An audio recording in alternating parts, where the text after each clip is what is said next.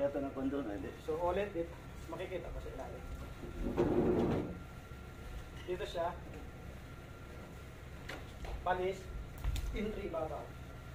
So pag entry babaw, hook, then take down, punta sa likod niya.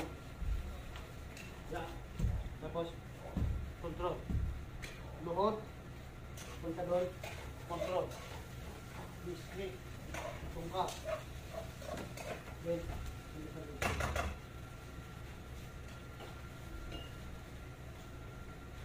So yun yung palis, entry ilalim, entry babaw.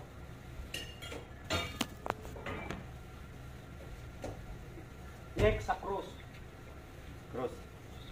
So, strike, then control sa wrist. Control sa wrist niya.